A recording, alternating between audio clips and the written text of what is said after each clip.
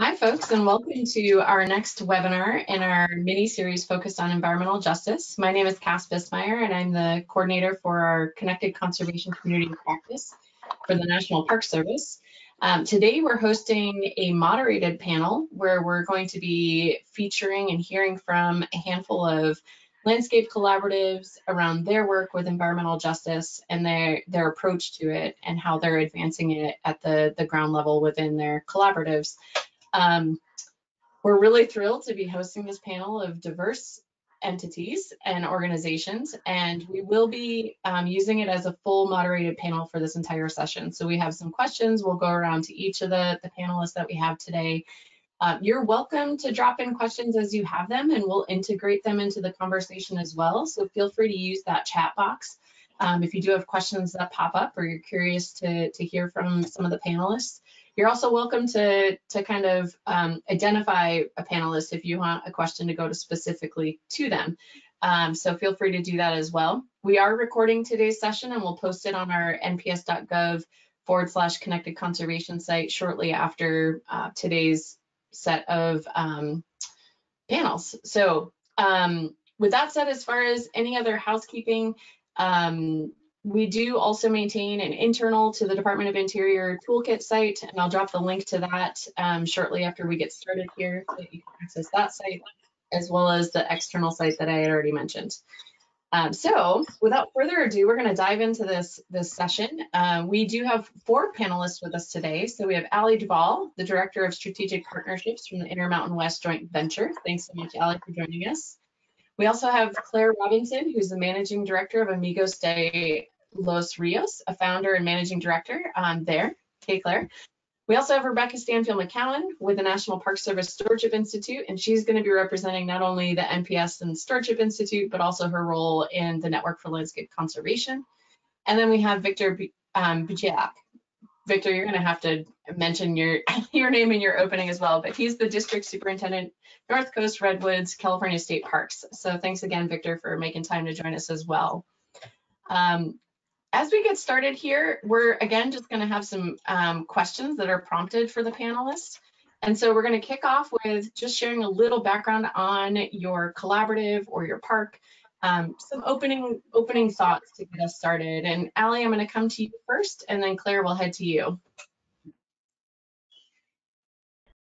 Okay, well, thank you so much, Cass, and all for joining today. I'm super excited to be here and also learn and have a conversation.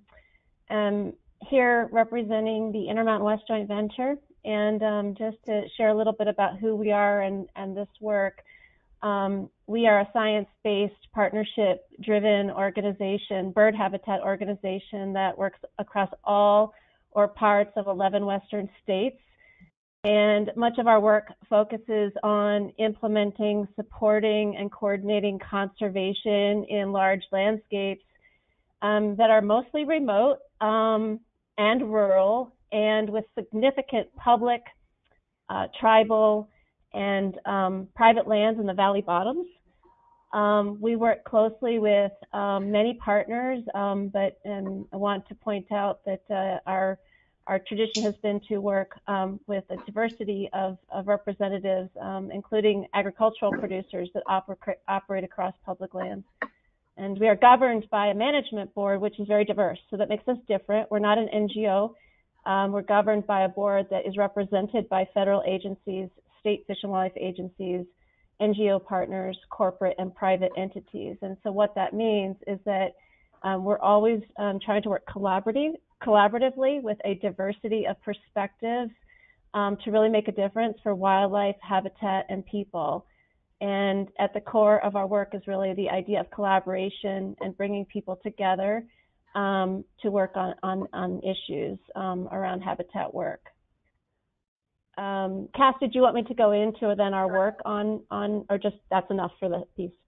Yeah, I think that's good, Ali. Thanks for getting us started there. Claire, and then Victor will head to you, and then we'll end with Rebecca and these opening statements. Great, yeah, and can I share my screen? Thank you for the opportunity to get together today with everyone. So our work is a nice contrast to the work that we just heard about, in the sense that it is extremely urban and in the Los Angeles County area, where we have an incredible diverse heritage of people and cultures and a wide range of socioeconomic levels. So our work as a nonprofit is to really implement community-based natural infrastructure network from the mountains to the sea, to connect the upper watershed along the urban river corridors to the coast, and hold space for the way that our area was lived and experienced by First Peoples and still is, and bring cultural heritage of native plants, spiritual, structural, edible, medicinal uses into urban areas, and try to defractionalize our current view where we have the LA River separate from the San Gabriel River. We're a two-river area with an incredible Santa Monica Mountains, rim of the valley, and Angeles. So we're really inspired by the Olmsted Bartholomew vision that was commissioned in 1930, and trying to figure out what that would look like in contemporary terms with a vocabulary, we call it the lasagna, in order to create an emerald necklace for the LA basin. And it is involving many different scales of projects, and the real goal is to put a human face to our infrastructure and have the benefits of the ecosystem services, and really achieve multiple greening benefits and climate response benefits and biodiversity protection. And most importantly, is to achieve equitable connections to nature for all residents in our beautiful LA Basin tree area. That's what I wanted to share by way of opening. Thanks so much, Claire. Okay, I have to stop sharing. There you go. Good job. Here we go. And let's head to Victor and then Rebecca.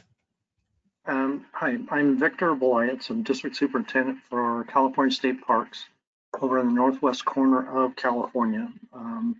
Rural, characterized as rural area, rural poor.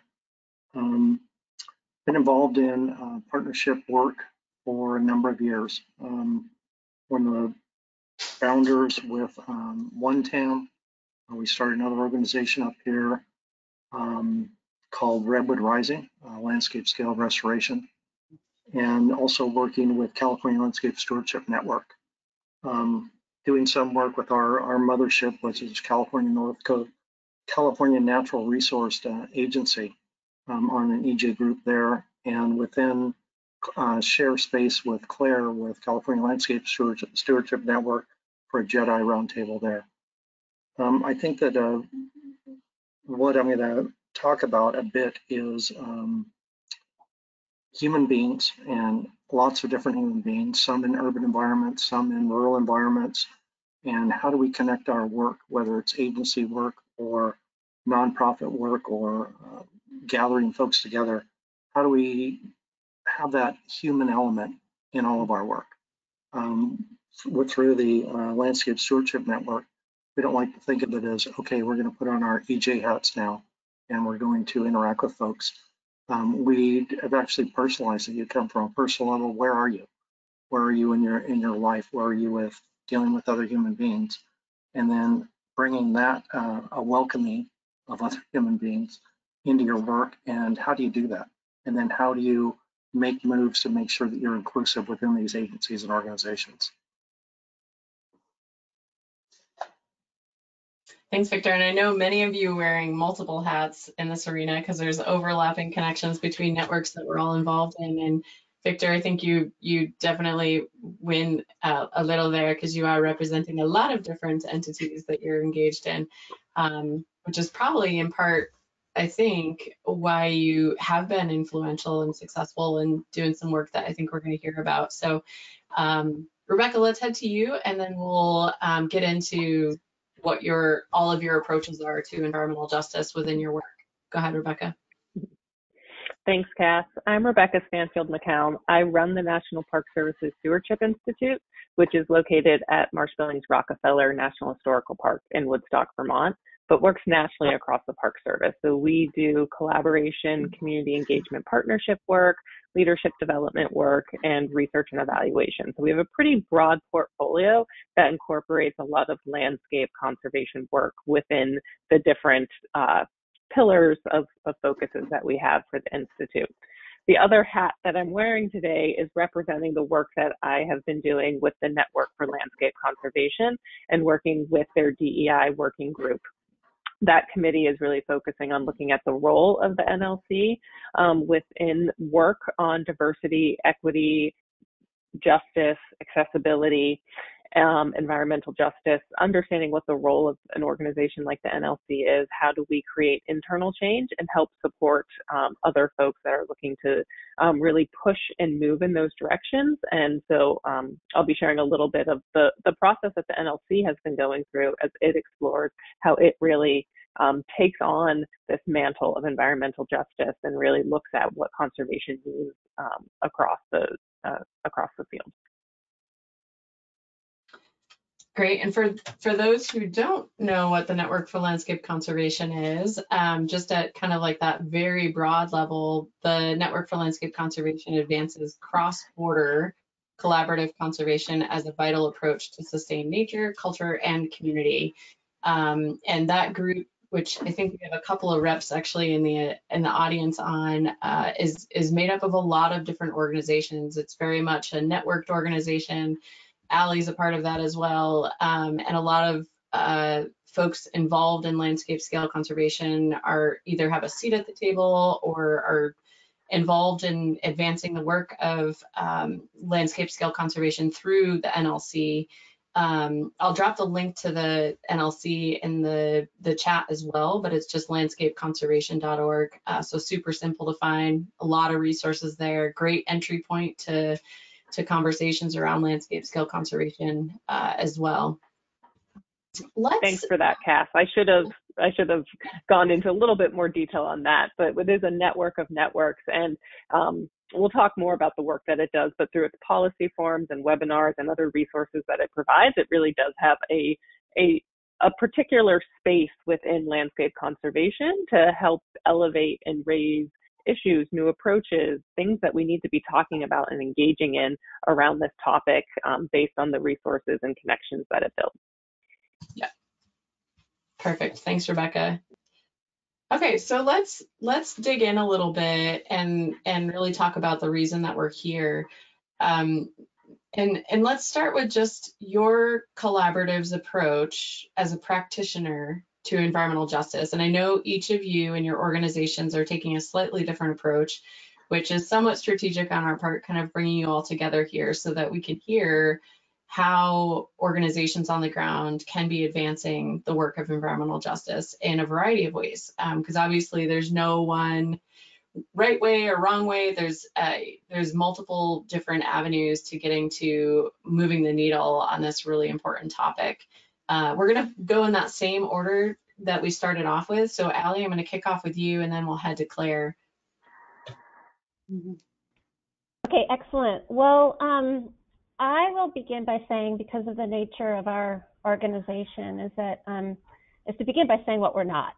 And that is, we are not an environmental justice conservation organization.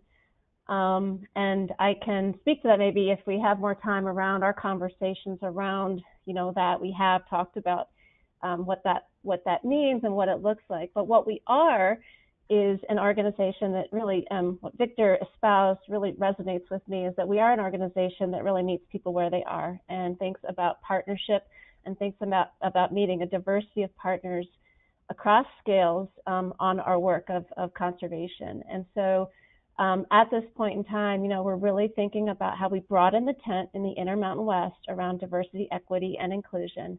And our board and staff really represent a wide range of perspectives around this work, its need, and how we do it. But what we've really landed on is that, for us to really meet our mission and our IWJV priorities, we've got to be working with partners that have been excluded from our efforts and in the past and current, and really are critical to advancing on the ground conservation. And that means we have to really change our minds and hearts and thoughts and learn about the approach here. I want to try to be succinct because I know I want to share with my colleagues here, but I'll just say that we've really started with thinking about a systems approach to this work and recognizing that there are not a lot of technical fixes to issues around injustice, exclusion, and the harm that's taken place over, hundreds of years in the Western U.S. And so we've begun by starting with a really important acknowledgement of our own part of the mess here in this storyline, and that, it really requires training and education and knowledge building. And so as an organization, our board and staff have really spent time working. We've brought in some really phenomenal trainers to help us in work around building an adaptive culture to do diversity, equity, and inclusion work. We've had trainings on subtle acts of exclusion, so we can learn how every day and every meeting and every word we say, we may be practicing continued ways of excluding our partners. And then we're also really thinking a lot about relationships. And so it does, like, all of the spark that happens in our work and in Intermountain West comes back to meeting people where they are and really thinking about relationships. And so we're putting a lot of time and effort into allowing space for our board and staff and partners to do just that, is to have the freedom and the ability to begin to build new relationships, to spend time, to go to some of the tribal nations and partners and really spend time with them to learn about what is possible. I think I'll stop there in the interest of sharing the space here with my colleagues and to learn from them about what they're up to. Thanks, Allie. And I think it's safe to say we'd probably all be interested in what that training was specifically, and maybe we can follow up and share those resources, or at least start to create that library resources that we can add into the recording here. Claire, how about you and your work? Yeah. Is it okay if I share the screen again? I'm super visual. Let's see. Do I get invited? Oh, yes. Thank you so much. I appreciate that. Perfect. Great. Is that sharing? Okay, it looks perfect. good. Okay, great. Thank you. Yeah, so our approach has really been very practical. Like, our area has experienced since 1930, when the Olmsted Plan was done, there's a terrible lack of investment in green infrastructure, natural infrastructure, park spaces, connections to public lands. So what we've really done is a series of community-based design projects to counter the entropy of the federal agencies like the Army Corps or the Forest Service, who do not have capacity to really bring online multiple benefit projects that support urban residents being part of our natural community. And that includes, instead of just being discouraged about the brownfields and the lack of beautiful nature within nearby areas, we've worked with community members to design projects that would take advantage of cleaning up a precious metal smelting factory and creating a butterfly area. And we've done this by mentoring recent college graduates. All of our staff are recent college graduates, and the people who help us implement the projects are local teenagers and family members, and they both design and help with the restoration. So that is very empowering, kind of shifting the power from large agencies like County Public Works and the larger federal agencies to community members and to a small collaborative that we run as a nonprofit. So it's interesting to me how that has a policy impact as well. Like, at a large landscape scale, we're honoring all the different populations in the urban area, and we have a shovel in our hand as we're outlining our bigger Emerald Necklace landscape scale vision. That's what I wanted to share.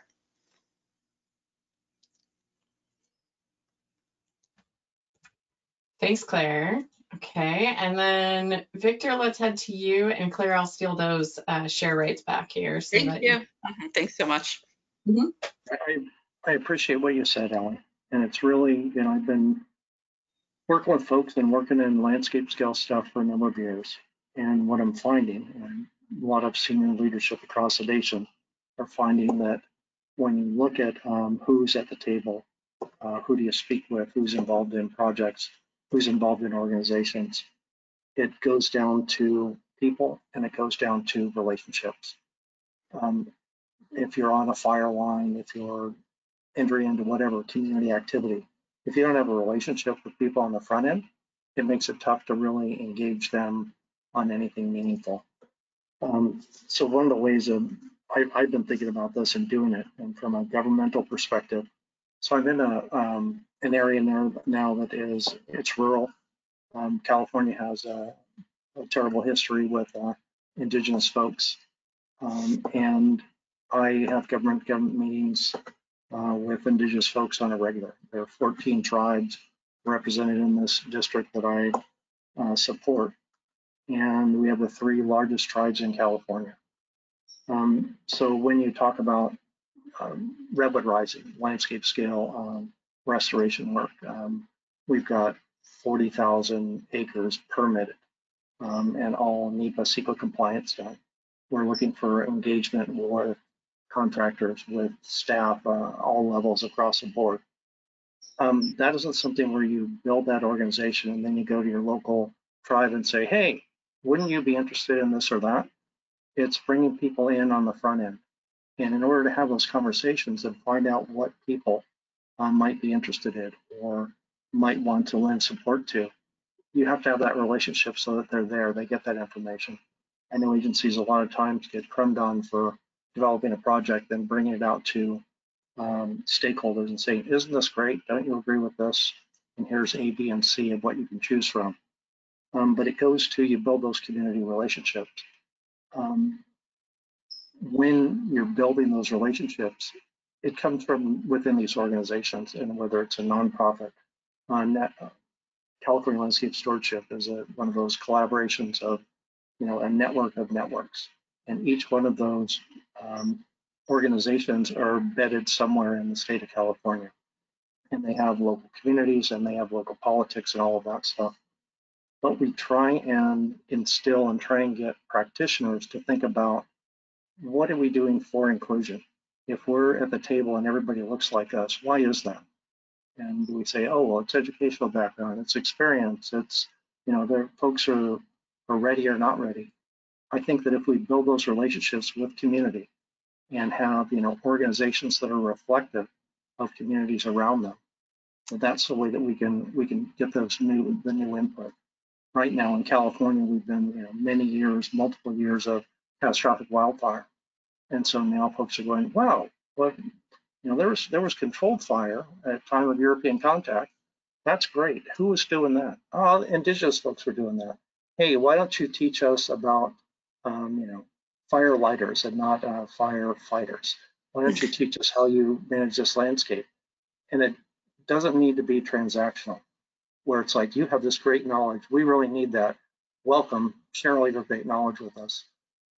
You develop relationships with community. What are folks doing for controlled burns? What are those traditional ways of doing that? And you're not going to go in and just say, give me all your knowledge, and then you go away. You have to welcome folks in the community. When we think about these solutions for, institutional racism or just access to work or access to clean water, you have to look at the people that are involved in that. And this is one thing that's been beneficial to me.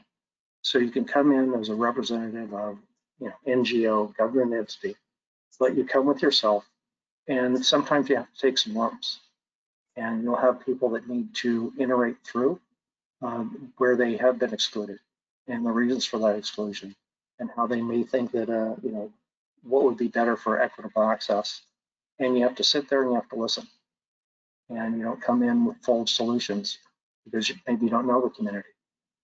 With your organization, if you don't have representatives of X, Y, or Z group, you need to build relationships with them and build space for them. One of the ways we're trying to do that is through organizations, nonprofits. So think of government entities. You're going to hire somebody into a classification, and you have all of these knowledge and criteria that folks have to meet. And usually it's based on the institution's vetting of criteria as they've developed over the years. You may have other communities that have that exact same skill set. They didn't call it X, Y, or Z, but it's equitable and it's the same. For organizations, government organizations, to be able to get those folks into their organizations, we have to look at what we're doing for hiring practices and how we acknowledge epistemology, acknowledge different ways of doing that folks have, and look for the equivalencies as opposed to identifying those differences. Differences are differences, but they need to be on a horizontal scale of different, not on a hierarchical scale of different and better and worse. And I think that if you take that kind of approach in your communities, that you'll meet all kinds of people. And sometimes that's, it really comes from leadership engaging in community. And it could be, volunteering in an event or being present in an event.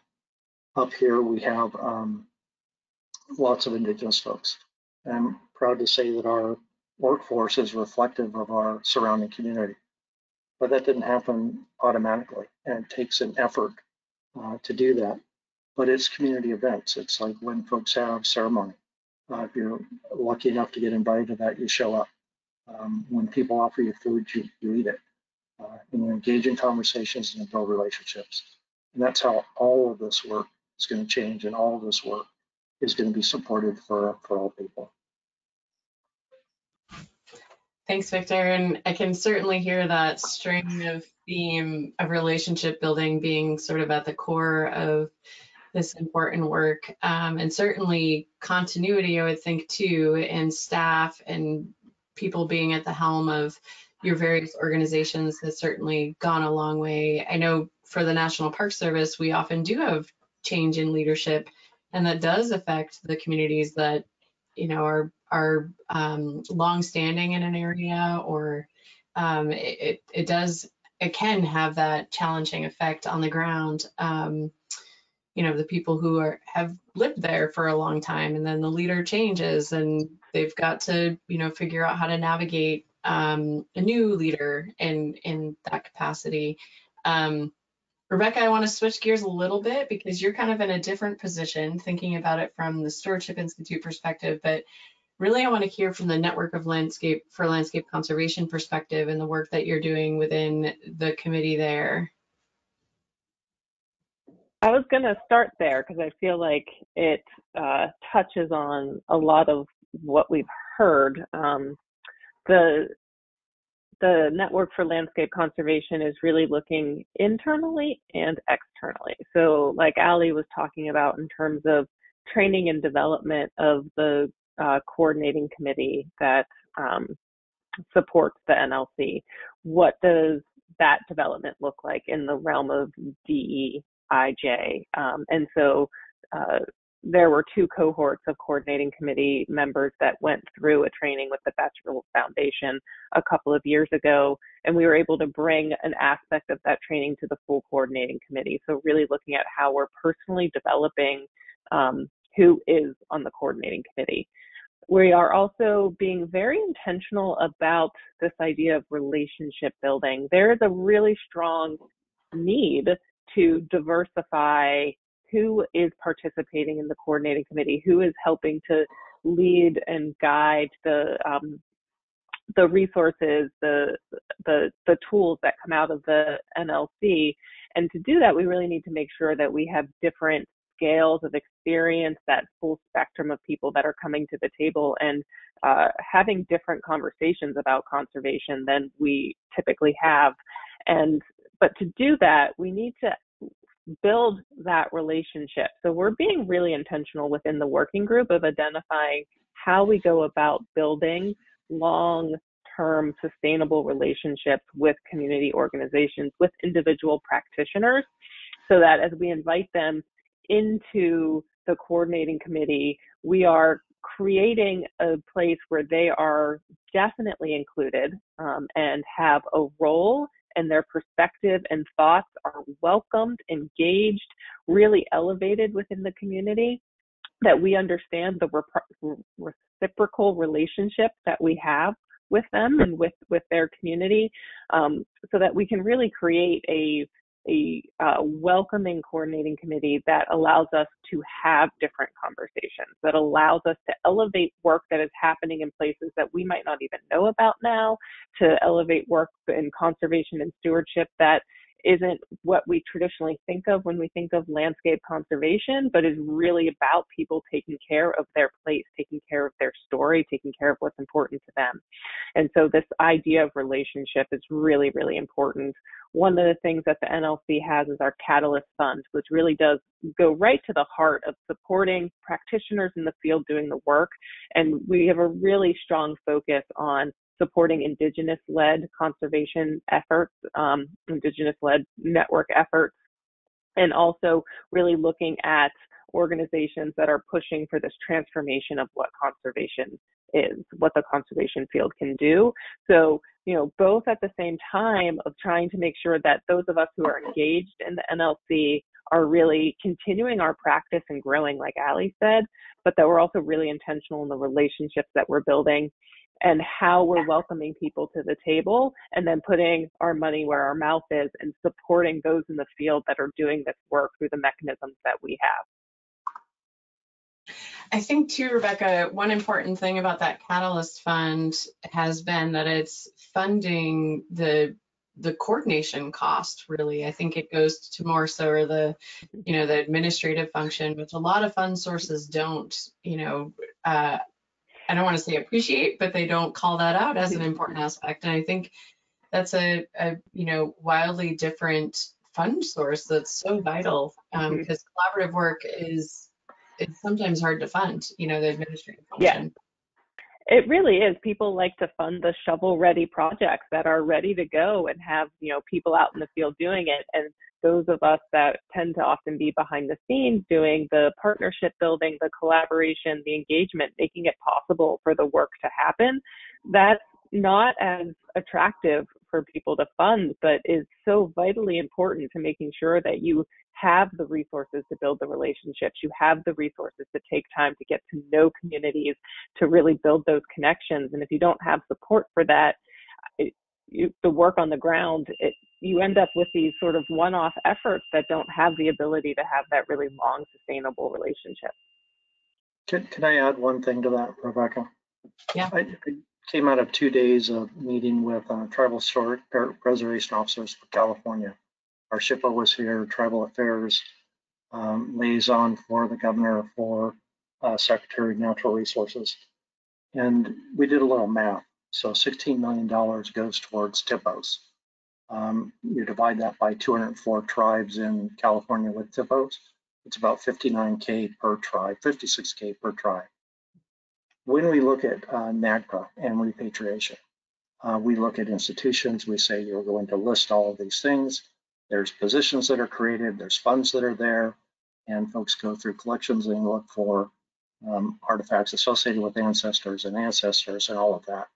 Now, from a tribal perspective, that's the organization. That may be a museum, that may be a university or an institute or agency. Now, from a tribal perspective, let's say that you have a TIPO, lucky enough to have a TIPO, you're a recognized tribe. Then how do you sustain going and looking at those collections, the interactions that you need to do, the travel associated with it, what disposition may happen with these items and these ancestors, and where is that sustained? So we think of it from an organizational perspective or NGO perspective. We need dollars to have staff that can work on these things, and then we interact with communities, and we don't give them any support to do that. When we talk about internship opportunities or other opportunities, it may be you have a family system that can support travel to this area and food for this area and other things, enable them to participate in something that's enriching. And there are other folks that the travel, the transportation, the food, accommodations are the barrier for even getting them there. So that's where I think we need to think as organizations when we do that engagement, and just like doing your regulatory work on the front end, who wants to fund that? But we have to look at the basic needs to get people that, a different assemblage of people to the table across a number of issues. Thanks, Victor, for adding that on there too. Just a reminder to our audience, if you do have questions, feel free to drop them in the chat and we'll integrate them into our panel of questions that we have here. If you want to switch gears, we've talked a little bit about the barriers that kind of came through in your opening statements, but I'm kind of curious to focus on the potential positive side of the barriers and curious about any work that you're doing now or that you have on the horizon to overcome some of those barriers. And maybe this could kind of be a good little takeaway for us in thinking about the work that all of us are doing in this arena. And Victor, let's start with you this time, and then Claire will head to you. Some of those positives, and I think to get to those positives, when you think of an organization and the organizational structure, it's based on some authorities. Some authorities come from law or policy or agency. And you think about that authority and control over these landscapes, control over management of places that affect people.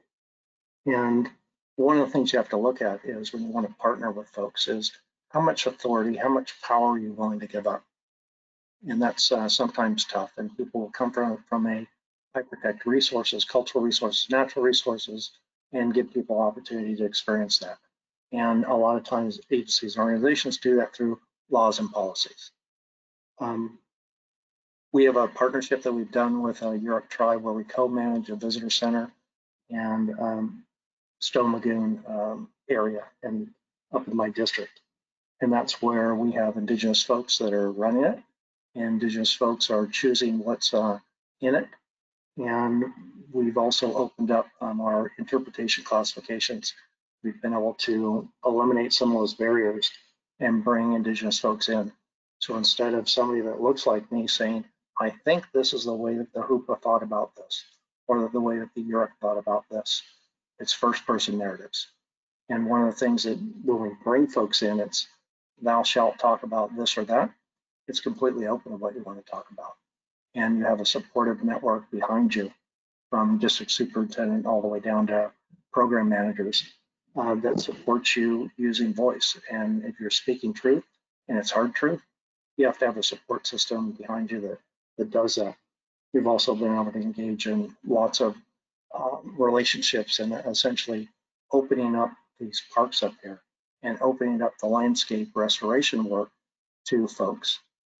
With Redwood Rising, it's kind of a three-pronged approach to work. We do forest thinning to get to those old growth characteristics, landform restoration, and in-stream work. Yurok tribe up here has a whole fisheries crew. For our work in-stream work, they are the experts. And so we're able to, through mechanisms of government, able to engage them. One of the ways that we looked at being effective as an organization, Redwood Rising, it's with National Park Service, state parks, and Save the Redwoods League. So we have a nonprofit in there that's more flexible. They're flexible with what they can do with contracting, with hiring, with bringing things a bit more nimble. But that enables us to engage with community in a better way.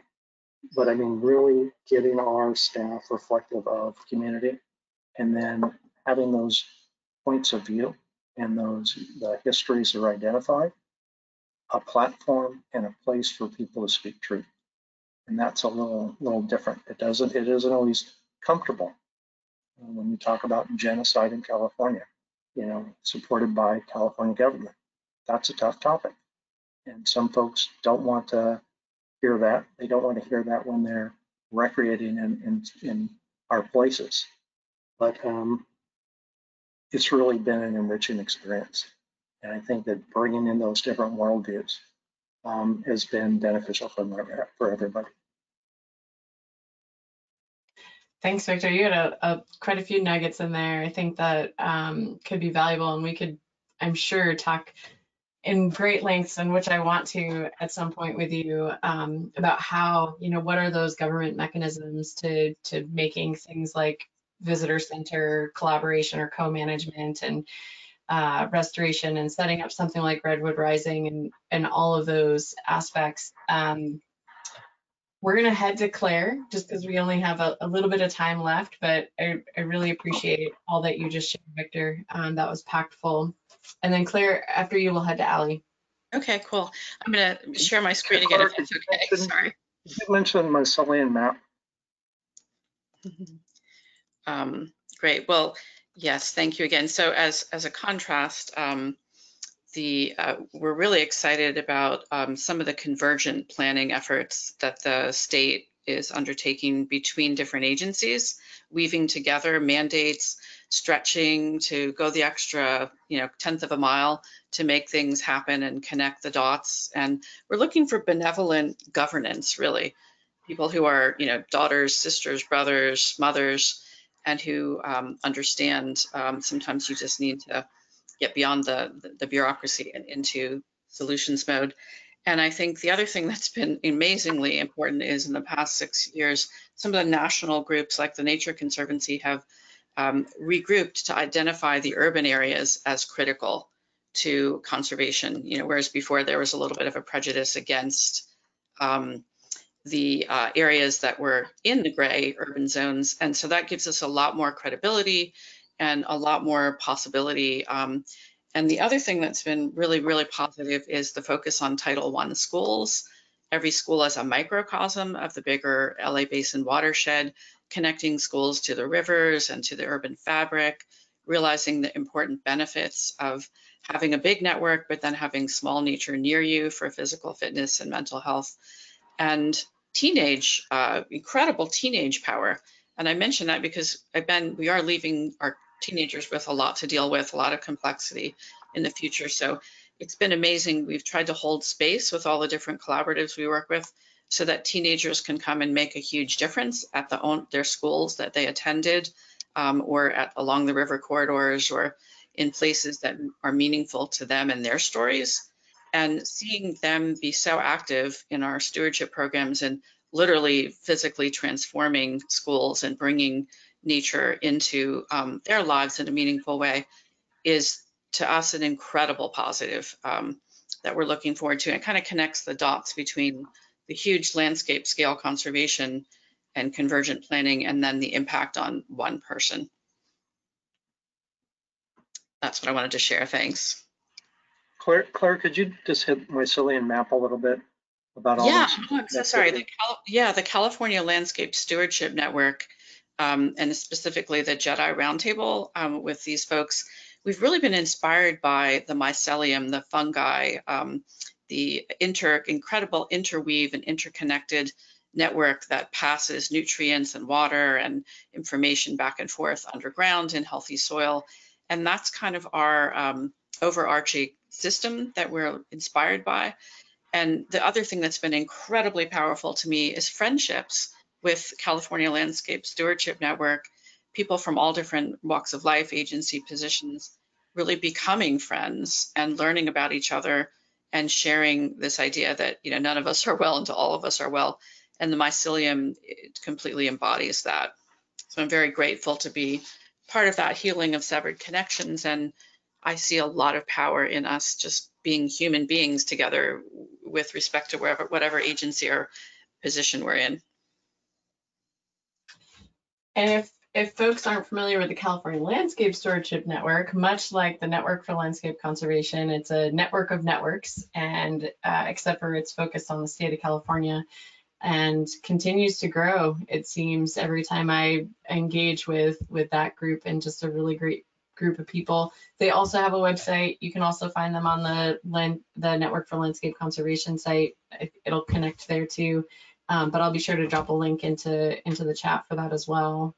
Thanks so much, Claire, and Victor. Thanks for encouraging her to bring that up as well. Allie, let's head to you, and then I think we'll have time for maybe one more question for our panelists.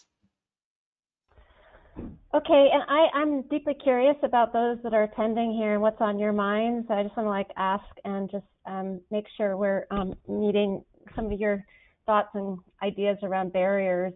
I'll just speak to the fact that, as an organization, our biggest barrier is that we're dealing with, kind of Western science and sort of traditional wildlife conservation that's just rooted in, you know, a lot of barriers for partnerships into the future. And so I think we're really thinking about how do we expand in our work. And just to put it, like, if I had like just you know, a minute to say like what's really happening that's powerful is that I feel like we're beginning to make progress at cultural change. And that's happening because we're really thinking about this work and creating space for this work at all levels of our partnership network. And that means, and I want to speak to anyone that's on this call that is like a senior staff representative or in a position in your agency or network where you have, you know, the ability to create space for your people, is like one of the most powerful messages I want to speak to is that in our example and my co-leadership with Dave Smith and our board, we have just said, okay, let's really protect the time to do this work together. Let's think about how we have grace and we honor and we build in a humility around this work and recognize that we will fail a lot. But if we can really give our people and our partners the space to practice and to strengthen the muscles around broader inclusion, that's where we want to go. And while there's a lot of technical things that we're doing and trying that I'd love to share and take the time to do, I just really want to encourage that spirit of really just that relationship and spark that has to happen through just this. I mean, that heart and mind connection that is really going to be how we make change happen into the future. Thanks, Allie. And we do have a question from the audience before we head into our last question. This comment is, it's great to hear what you guys are doing to break down barriers, but they're curious about how you started your work in breaking them down and opening the doors for these relationships and advancing environmental justice. And Allie, let's stay with you, and then we'll go back around again. So again, focusing on how you got started with breaking down the barriers. Well, it did begin with that very unique training that was not a traditional PowerPoint-based, here's what you need to know. It was a very an immersive work where we had to get together to identify the gaps and really spend time together thinking about the barriers. And we did that with people that are, you know, global and national experts on leadership development and how you think about these chronic system level barriers and those gaps, and then how you work as a system to address those gaps. So that's how we got started, was, I would say, in our work. Victor, let's head to you, and then we'll hear from Claire and Rebecca if you have any comments on this one too. Yeah, I'm gonna say all this stuff starts at a personal level. It starts with the heart, and then you figure out, it goes up to your head, and what are these mechanisms to bring it along? And really, I've been trying to do this most of my adult life, and it came from, to me, and then it's having a belief, and then you bring it to your work. And we work with, you know, large landscapes, we work with people, we work with managing landforms. But it came from, I was 19, I was at college, I had a professor who I respected and started to mentor me, and Japanese American, Jim Hirabayashi. And he was talking about when he was in 10th grade, he was put in a camp. And family was given short notice and came out of camps and ended up going to the University of Washington, bachelor's, master's, and ended up getting a PhD from Harvard. And he kind of put his arm around me when I was a young person. And it opened my eyes to a lot of things and a lot of mechanisms and institutions within the United States that are exclusionary. And I've been looking for my role and how do you bring that to your work and your life. And it's been a lifelong pursuit for me. But one of those things that pushed me there was, I don't know if folks know who Stokely Carmichael is, or later known as Kwame Ture. And I was at a meeting of folks, and Stokely Carmichael looked at me and pointed to me, and the white face in the crowd, and said, "What are you doing here? You know, this isn't where your work needs to happen. It needs to happen with people that look like you." And so I've been involved in organizations and agencies, and I've been trying to open up pathways for folks to be a part of and to be included in. And it's not till we get folks within all levels of management that are reflective of the United States are we going to be at a point where we think our work is done. Yeah, and I know we have very little time left, but I would say like it started when the National Park Service sent a scout team to our area in 2003. We were driving around with them in a Toyota truck to show them the riches of our urban area and try to convince them that we merited being designated as a national recreation area. And so we had, veterans and city managers and, like I said, teenagers and family members and just, we've done so many meetings with every possible constituency, whether it's bringing lemonade out to the river or going into schools or just spending time talking to people in many different forums. And those conversations are a huge tapestry that creates, the space, holds the space and makes the connections that we need for our policy change and our further planning and our implementation. And I would say at the level of like the Stewardship Institute that works nationally and for something like the NLC, a lot of times I think the first step is really identifying who's already doing the really good work. So I really believe in a theory of change in that you find the people that are doing the good work, you illuminate them, you nourish them, you connect them with others that are doing that work, and you really support it. And you don't try to create your own reinvention of the wheel that's doing something that, community groups and organizations have been doing for decades. That, they know what their needs are.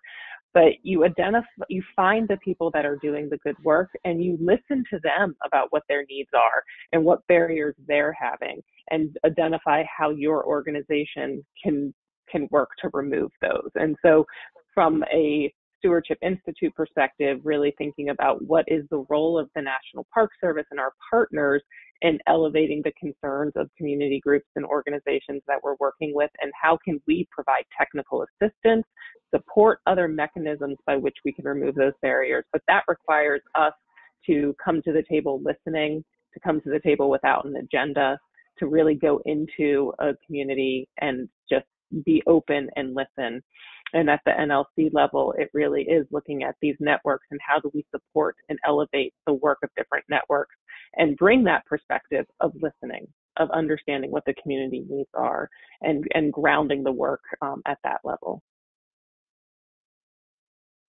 Thanks, Rebecca. Yeah, I think, I've been taking some notes on the side just comparatively to capture some of the things you guys have been saying. And, so much of it does come back to, I think, what a lot of people would call potentially more soft skills, right? Like Victor said, starts with your heart, starts with, practicing humility and the ability to see and listen. And I think, some of the other things that I heard I really appreciated was, consider trainings that might have been non-traditional in your organization, or consider bringing in some of those outside perspectives, finding those best practices or organizations who are doing good work, such as all of you. I mean, Rebecca just said, find those organizations we can emulate or kind of look at, and 3 of them are looking at right now. I also really like this idea of finding mentors, in this arena. And it sounds like, Victor, you had a mentor that really did practice a little humility, and you practice humility in that regard too, just being willing to listen and see differently. This is really incredible. I have one last question for y'all before we hop off, and certainly on behalf of the National Park Service, thank you so much for your time and being willing to be a part of this panel today, and as a part of our environmental justice series that we've been hosting. It's sticking to relationships. And this last question, hopefully maybe it'll plant a little seed as to where you're going next. But if you could partner with anyone who you're not partnering with right now to help advance environmental justice work that you're doing, who would it be? And Victor, I'm going to start with you, and then we'll go Claire, and then Allie, and then Rebecca, of course, if you have anything you'd like to add too. I really think up in this area, we're we're building the relationships with our indigenous friends. But we also have a Latino population up here, and we have Latino Outdoors who's working in this space, and we have relationships, and we have, bilingual interpreters, but trying to do that meaningful engagement work with community, and not just around recreation, but community looking at the stewardship. It's kind of a vacuum there. There are folks here that are working in industry and lots of things, but I like to see more of them in this space. And I would say continue to expand on our work with our local tribes, but by far and away, the National Park Service, we are ready for your support and would love to build on the 20-year ago visit to our area and see what we can do now. We need you so badly. I would say for us, well, yeah, we're super excited about our Indigenous partnerships, but I would also say that because we're really thinking about chronic water shortage and drought and climate change, that for us, I've mentioned being very connected to rural communities, we've got to be thinking about some of our larger urban centers, Salt Lake City and Denver and Reno and Albuquerque and Boise, and that's a big one for us, is thinking about conservation connected to urban communities on the future of water.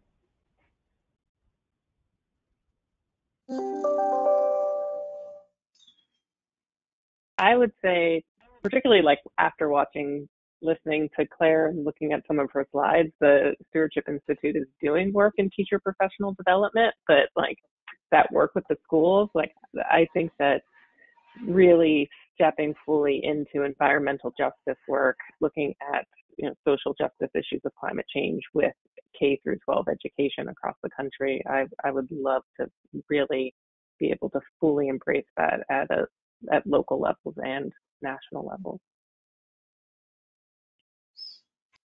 Well, thanks, you guys. I'm going to put a note in my calendar to follow up with you in a couple of months and see where you're at with those new relationships that you just mentioned. This has been a really great session. An hour certainly is not enough for a conversation like this, but I really appreciate your ability to be vulnerable and share what you have going on.